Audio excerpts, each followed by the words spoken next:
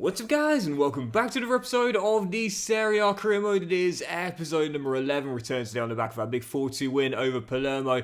Today we're going to play through, I think, probably all the January window. Certainly our first two games are going to be in December, away against Lazio and home to Torino as we get through to the winter break. And I think, we'll play all these games here in the Serie A, plus the Coppa Italia third round against the Serie B side, Parma. And I didn't think we'd do anything in terms of January transfers with no money in the budget, but we are going to do something. That's lose a player. Maduka Okoye, our backup keeper, has just come to us to spots. Got to be honest with you, me not getting games starting to damage my career, so on and so forth, and I almost hate letting him go. You know, the wonder kid goalkeeper we've had through the academy, Fatos Gashi, has had a really solid start with 6 clean sheets in 16 and 2 assists as well. So for Nigeria's number one, this was kind of like on the cards to happen at some point. Yeah, cold feet, not wanting to wait around any longer, and I'm totally fine letting it go in January. Yeah, I like him as a backup goalkeeper, don't get me wrong, and I don't want to sell him to a division rival, so I'll try and sell him outside of Italy if I can, but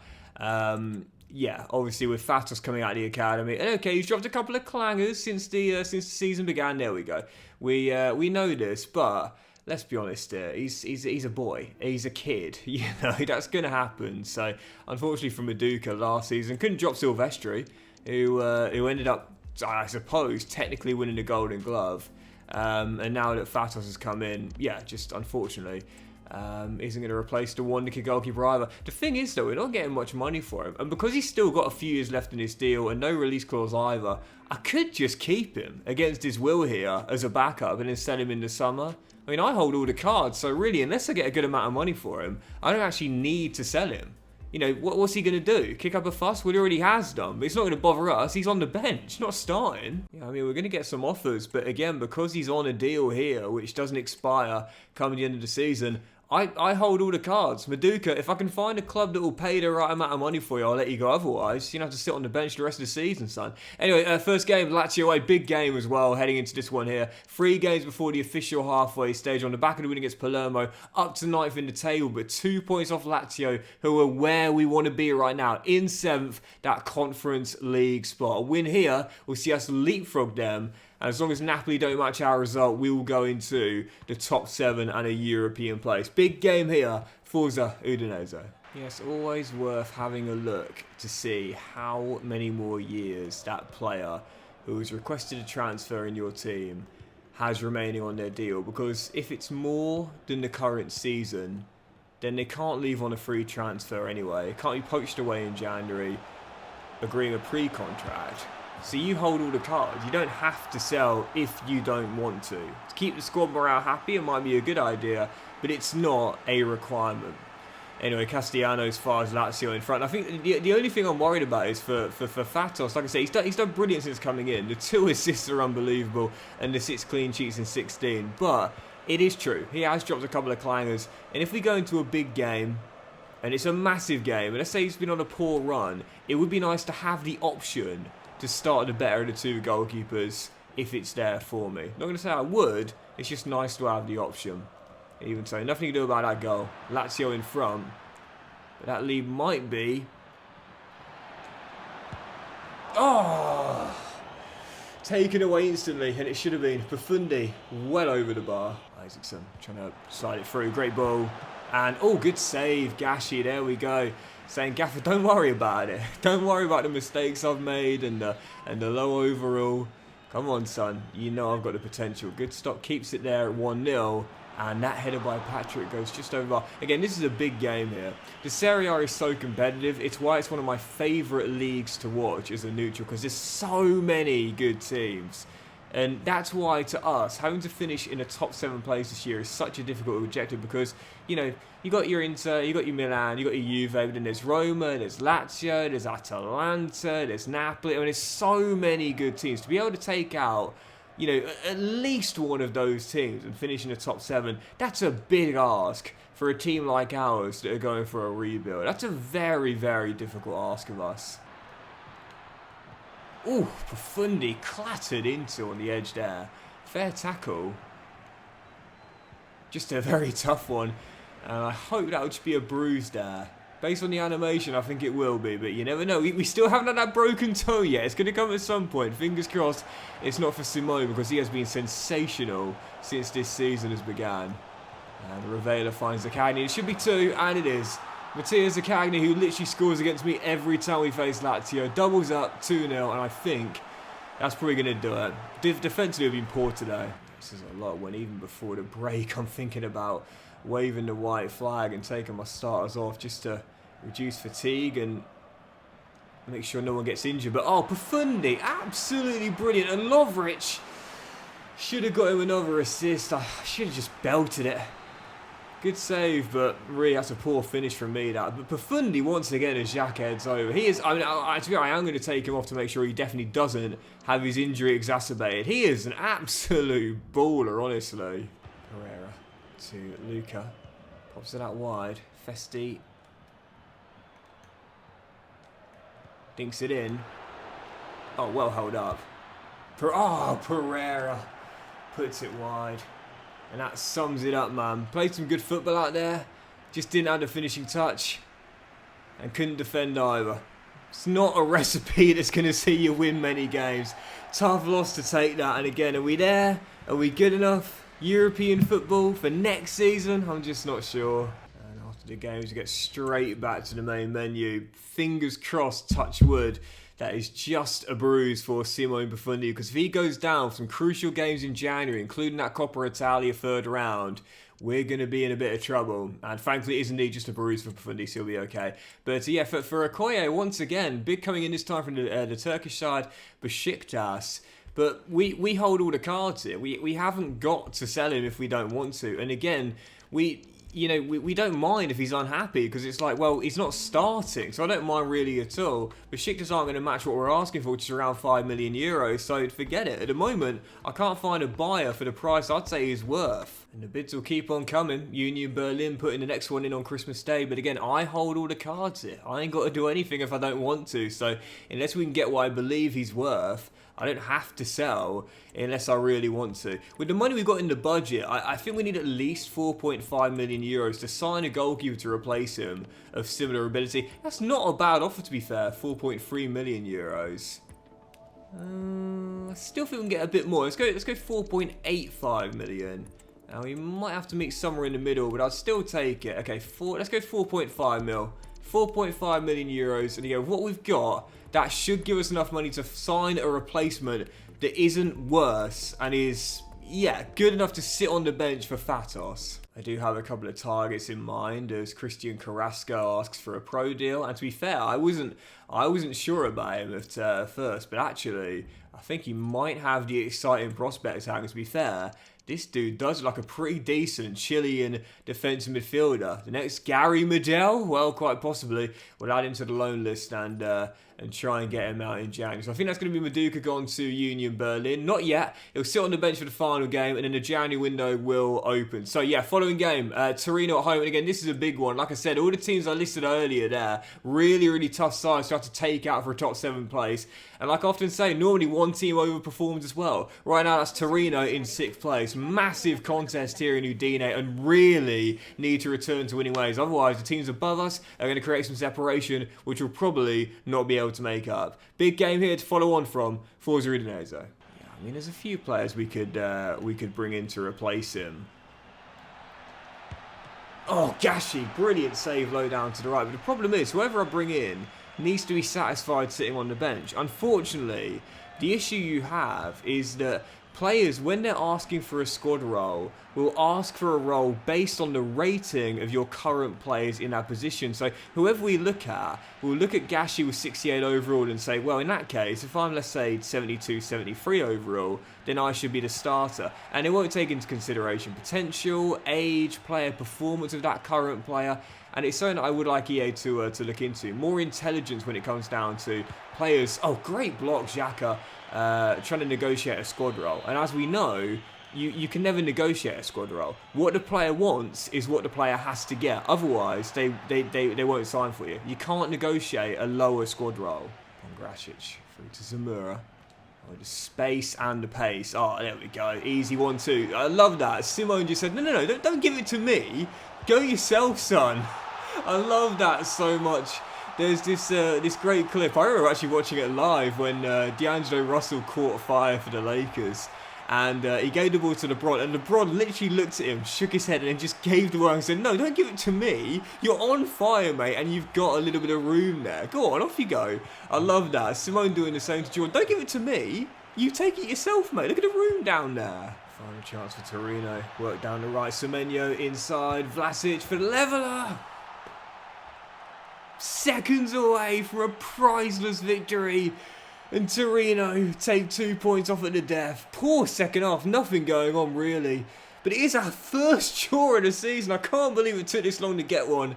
First draw, but we needed to win that, man. Priceless victory, thrown away at the death. And there we go, as the Okoye deal has just been agreed. Again, Gashi, I have complete faith in the guy. I really, really do. I am sure it's he's not going to be a difference between us making and not making Europe for next season. So totally fine with Duka going. And as the January window opens, that will see him indeed leave to Union Berlin. So what does that mean for our budget now? What are we up to now? 5 million euros? 5 million? Yeah, about 5 million euros. A little bit less with wage budget considerations. That should be enough for a new backup goalkeeper. But again, the problem is they won't take a backup squad role. But one of those things can't be out. And yeah, we'll try and loan out Christian Carrasco to either Cosenza or Sudi Troll for a couple of years as well. Right, 3 more scouting updates as January is here. We're from Italy. I must say one player does look quite exciting indeed, and that is Riccardo Romano, 6'2", great overall to begin with, it appears, and the potential's not bad either. We'll do 1 more month and see how he looks after that. Oof, Tim Fritz could be quite good there. And I think we'll do 1 more month's worth of scouting on Egger and see if he does have potential downgrade. I'm gambling him going somewhere else, but yeah, I'll just do 1 more month and see how he looks after that. Again, the problem is he's a right-sided player, but not good enough to play up top, and it's the defensive stats that are just too low for him to play in our system. That's the problem, really. I wish you could look for sort of players that, you know, fit your system, if you know what I mean. So not just look for good young players, but also players that fit the way you play. That's something I'd love for EA to look into in future versions of FC. You know, not just great youth players in the scouting, but also players that fit your vision. Again, Luca Oman, great talent here, but I'll do 1 more month for scouting and see how he looks after that, because that's the issue we got. We got players who they just don't fit the system. I mean, for Oman, for example, on that right hand side, the defense is just far too low. He's not good enough to be a striker either, and we're obviously overloaded at right mid. CAM. So I think the only thing we could do is just put him on a right mid position change development plan, get the defensive work rate up, and then gradually, once we've done that, put him on the support winger development plan and try and get the other defensive stats up as well. But that is going to take a long time. So there you go. So yeah, we're just the 1 goalkeeper in our squad now, and that being the teenager. I mean, you know, I've mentioned before, because you don't get goalkeeper injuries in career mode, you can afford to gamble and just have 1 for the season, and you'll probably be alright. But for realism and just for peace of mind, I would like another 1 as well. Falcone was relegated with Lecce last season. We can't afford him. And the other 3 are actually Udinese Academy grads, Parisa and Empoli, who I could sign on a free for next season, but can't bring in him now, unfortunately. But also Simone Scaffet and also Alex Mera, who's of course well out of our price range at Napoli. But Simone Scaffet, to be fair, relegated with Cagliari last season. And again, this guy came through the Udinese Academy, so he is homegrown, and he was actually born in Udine as well. So I'd say perfect time for a homecoming, and we should be able to get him for just under market valuation as well. Let's bring him back home. Yep, love a good homecoming, me. You know that. I love my my homegrown talents. And if there was ever a time for this guy to return after several years playing for Udinese out of the academy, and again born in the city of Udine itself, it is right now. 3.75 mil, bringing him back to the Serie after relegation last season. Simone, it's time to come home. Yes, as you would have seen during the negotiations, unfortunately, it's something EA needs to look into. Once a player asks for a certain squad role, you have to give it to them or something better, otherwise they simply won't continue negotiating. Simone wanted to be an important squad player. He probably won't be in this team, but it's the only way I could agree to get this deal to come off. Regardless, signing a 4-year deal on 10 grand a week league, there probably isn't anyone better to be a mentor for our young Albanian wonder kid. Welcome back to Udine, Simone Scuffet. Yeah, 28 years old, 11 years older than Fatos, and again, 75 overall, so he's 7 ratings higher. And I'm not against starting him in some games. It'll certainly be our cup goalkeeper, but again, Fatos has potential to be special, and regardless of the perceived bad player performance, he's not really done a lot wrong this season. So yeah, but regardless, Simone is back in, homegrown player, academy graduate, mentor for Fatos. Yep, totally fine with this deal here. Yeah, I mean the only other alternative would be to who wants Xhaka, by the way? Oh no, no. I can't, no. I mean, was it this season when he signed a new contract? Was it last season? I can't remember. Was it last season or this season when we gave him a new deal? Or was it... Did we give him a new deal? Honestly, I can't remember. Not a Juventus. Not a division rival. Not for my main guy. I can't let that happen. Hold on, let me sort this out first. We'll reject that transfer offer for Carrasco, and we'll quickly negotiate the split for Cosenza. Was it Xhaka? Oh no, it was Festi. Was it? Sorry, not Xhaka. It was Festi who we gave the new contract to in the summer. So with that being the case, massive bid for our new captain. At least when Roberto's not in the lineup, but he's absolutely loved here. I'm going to say to Xhaka, listen, you got 3.5 years left. There is no need for me to give you a new contract, but you're on 15 grand a week. You haven't asked for a new deal. But if I make you my highest earner and put you on 25 to 30 grand a week, and say, once Roberto goes, you'll take the armband permanently, will you stay here? Will you stay and forget all about a move elsewhere? Because we can't afford to lose you, man. He is possibly our most important player. Just the extra 1 year, just the extra 12 months. What we'll do is we'll give you... Do you know what? I'm going to do it. In order to deter interest from all the big clubs, I'm going to put him on 30 grand a week and double his wages. I'm not letting Xhaka go elsewhere, man. He's wearing the armband this season with Roberto on the bench. Once Pereira leaves permanently, he'll take it permanently. Xhaka is staying here on a 30 grand a week deal. I can't afford to lose him, man. Yeah, I always find that a good way to keep the career mode fun. If a big club comes in for one of your star players and you're not currently at their level to compete, in order to try and keep that player happy with you, yeah, give him a new contract. You don't need to. You're not going to complain regardless whether you turn down the bid or not, but it's just a way to keep it fun, really. Anyway, following game, Sassuolo away, aiming to return to winning ways here, and we need to as well. We're already 6 points behind Roma. We're in 8th place right now, and we have to get a win on the back of none in our last two. Forza Udinese. Yeah, this is something I've started doing more recently in some of my saves. Oh, that's a terrible goal to concede now. If a big club comes in for one of my players and we're not at that level yet, and we're clearly not, like we're a long way off Juventus, I always think that the best way to do it is, if you want to keep that player happy, you got to give like a certain promise out, like you can in Football Manager, for example. You know, make him a set piece taker, captain, and combined with that, more money as well, replacing the money they probably would have got had they moved on to that club to put the transfer offer in. It just makes things a little bit more realistic, a little bit more challenging, and in my opinion, a bit more fun as well. So looking for that leveller. Samardzic, shot block, Sassuolo clear. Can't afford to lose as well. This will be back-to-back games, 3 games in a row without a win, and 1 point taken for a possible 9. If we want to be in Europe next season, this sort of form is not going to get us there. As Festi finds Lorenzo, gives it him back. Couple of 1-2s between the pair. As Ebosele sent down the flank. Ball inside. Samardzic shot blocked and clear. Come on, need at least a point here today. I still can't believe at the start of the season, board said qualify for a European competition. How? With this team? Are you kidding me? That's an unbelievably ambitious objective. And I'm all for setting ambitious goals, but even so, guys, even I was like, what? Seriously?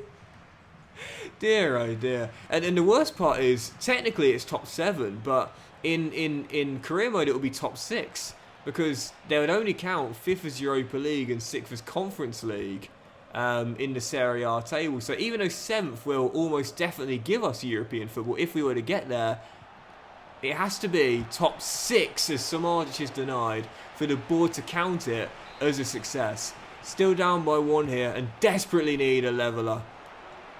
Querfeld off the line. He'll get it back. And his shot is blocked and... Come on. Need that leveller. Yes, we are in trouble. Make no mistake about that. 1 point taken from a possible 9. No wins in 3. And already a bit of a gap between the top 8, let alone the top 7, let alone the top 6. Halfway stage of the season, and we are a long way off the team we need to be to keep the board happy. I'm not fearing for my job, but I definitely will be if we're still well outside the top 7 come March time. Oh, and this just adds to the problem. Brenner, boss, gotta be honest with you, I think me not getting games starting to damage my career. I want to get away and make a fresh start somewhere else.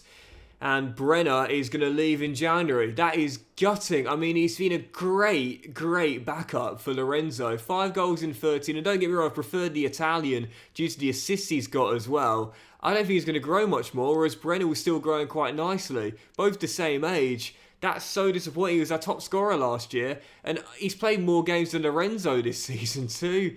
With the important squad role and not the crucial. I don't understand that. I really don't. Whereas Carrasco goes out on loan to Cosenza for a couple of years. And we'll keep our eyes on him there in the Serie B.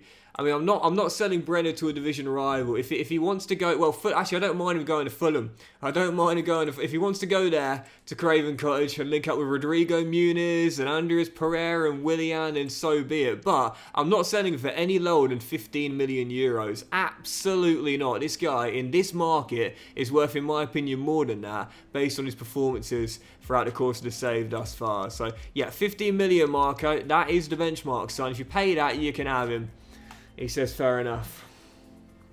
That is gutting. Absolutely gutting. Man, it's all falling apart, honestly. It's all falling apart. I'll give him his send-off in this game. Final game for the club. Away against newly promoted Palermo. We've got to respond and return to winning ways here. Otherwise, we are in deep trouble. Let's start the second half off of the season with a victory for Udinese. Yeah, I think EA really need to look into that personally. We've seen it so many times throughout the course of FC. And don't get me wrong, I'm all for players who clearly aren't getting any game time requesting moves, but in this case, I don't think it's right. Like, he's played more than Lorenzo, even though Lorenzo has a higher score. Oh, thank you. Come with me. Brenner. Okay, fine. Sorry, I've got to take it myself. He's played more times than Lorenzo, even though he's got a lesser squad role. And yet he's still not happy. And he won't be happy that I couldn't cut it back to him there. But you know what? Sod it. Sorry, bro. You're on your way out, whereas Simone is the future. Buffon with another 6th for the year. Udinese in front. Need this win. Saz. Lovric. Oh, look at the space for Prass here. And now Buffon, if you make the right run. Oh, brilliant ball. Simone. Oh, what a finish. What a finish. This geezer is unbelievable, honestly. Absolute gem, this kid. To be fair, I think we'll be alright. I mean, you know, as you plays a lovely through ball there. Buffoni's our top scorer this year. Oh, brilliant build-up, and yes! Wonderful build-up. I think we'll be alright. Lorenzo will start growing again from next season. I still trust him as our out-and-out striker. And you go with Simone, him contributing, our top scorer. Ebosele gets a few goals. Pereira when he's in the team. Lovric going there. I think we'll be alright. I think we'll be okay. If Luca goes down with injury, we will be screwed. But I think when the Brenner deal goes through, I might just bank that money and hold on to it until next season. I trust Lorenzo up top. No wins in 3, 1 point taken from a possible 9. How do we respond after a really big slump? How about our performance of the season? Yep, 3-0 win on the Isle of Sicily away from home. We haven't travelled well this season. We certainly did tonight. Massive victory in Brenner's farewell game. Huh. And he still hasn't gone yet. Interestingly enough, Stade Brestois want to take our backup left back, which we're going to turn down. And well, I thought that was going to be his farewell game, but they're still negotiating. There is a bid from Al Nassr, which I'll negotiate with too. Maybe he's holding out for that money from Saudi Arabia, possibly. We'll try and get 16 mil out of Al Nassr. And actually, well, I hope he goes there instead of London and links up with Ronaldo. They just signed one of our strikers in Isaac Success. Now they want another one. Right, following game, Parma, the Serie B side. Serie A now in real life. You'd love to see that. Coming to Udine in the third round of Coppa Italia. Last year we were knocked out by a Serie B side here though. Let's make sure it's not deja vu and progress through to the last 16 to keep the board happy and hit that objective. Forza Udinese. Yes, I must say, when you look at iconic football kits over the years, the Parma yellow in the 90s, absolutely iconic, and I'm so glad they've kind of retained that kit identity as well throughout the course of their let's say their rebuilding years after their financial problems and the collapse of their main sponsor, Parmalat, as well. Oh, wonderful build up this. Oh, wonderful goal this is going to be. What a wonderful goal, yeah. Samardzic opens the scoring and Udinese make it through. Yeah, they're an iconic team, Parma. I think everyone who grew up in the 90s will always have a bit of a soft spot for them. But not going to take it easy in this game. The board have said last 16. If we get through this round, we'll be there. And if we're going to fail the league objective, we've got to at least hit the cup one. That's why I'm taking absolutely no chances for this game whatsoever. After what happened last year, I'm not prepared to have the same thing happen again. Cross to the far post, controlled. And the leveller by the Serie B side. Scuffet on his debut, can get anything on that. And Palmer have the equaliser. Yeah, it's a great team. Great team. Champions of the Serie B last year in real life. And might not have gone up last year via the playoffs in the Serie. This is a really good side. Might be Serie B, but it feels like a bottom half Serie A side, really. Samardzic to Pras. That's a nice ball through. Skipper. Pereira. Oh yeah, wonderful finish. And the club captain restores the lead. Yeah, Xhaka might be vice captain now, but he'll still have the armband when he's starting Roberto. He's still our club captain. And I don't want him to retire at the end of the season. I want him to retire at the end of next season. God, what is hope he gets any up with him. And Pereira. Oh, what a wonderful little goal that is. Samardzic gets his second and a 2-goal cushion tonight. That should probably do it now. Well, I often talk about learning from failures and setback. Last year we had a big one with the cup set to Ascoli, a Serie B side coming here at this round and taking us out. This year, wasn't prepared to let it happen again. Like last season, took the lead and saw it surrendered, but this time, put it right. 2 goals, ensuring we will come through with a 3-1 victory. So, yep, last 16 of the cup has been hit. That means our objective has been hit as well, so thank goodness for that, because there's a very good chance our league objective won't be hit. So at least we've done the cup objective, and we should see the draw for it directly afterwards, where in the last 16, we will be taking on... Oh, it's a tough one. Atalanta away in Bergamo. Yep, few Serie B sides left. Pisa, Spezia, Lecce. But unfortunately, it's Atalanta away. That's a tough one, that. And we also see after the game that Brenner is off. Yep, in the end does choose Fulham and is off to West London to join the Brazilians there at Craven Cottage. We had such a good Brazilian little mini core in our last career mode. And in this save, it's continuing as he's off to play for Fulham. We'll take the money. And with that adding to our budget, it's now about 11 million euros. I don't think we do much with that, to be honest. With that being the case, I'm probably just going to bank it and let it carry over until next season and put Keenan Davis on the bench for Lorenzo Luca. Right, following game, let's do a couple more today and stop short of that Atalanta game in the last 16 of the Cup. Monza away, aim for revenge after they beat us in a 5-goal thriller in the reverse fixture and needing to win, really, to keep pace with the teams above us in those European spots. Big game here away from home, Forza Udinese. Cheers, mate. Yep, winning jack up. You can see why we're desperate to extend that contract. As Pras spots Lorenzo. How's your composure, son? Very good indeed. And this is why I don't think we'll miss Brenner. Because I've got the faith in the giant and he's just put us in front. Great composure, great feet and a great finish as well. There's a perception with big man strikers that they're going to win every aerial duel you float to them. But when the ball's on the deck, they're going to struggle to trap it. I think that's a bit of an unfair generalisation, and Peter Crouch, also 6'7", proved that during his career with Pompey and Liverpool, and in my opinion his best years were at Spurs, but also Stoke as well. You know, he could control the ball quite well, Peter Crouch. He actually had really good technique, despite the frame, despite the height, and Lorenzo Luca's kind of the same as well. Oh, great save by Gashi.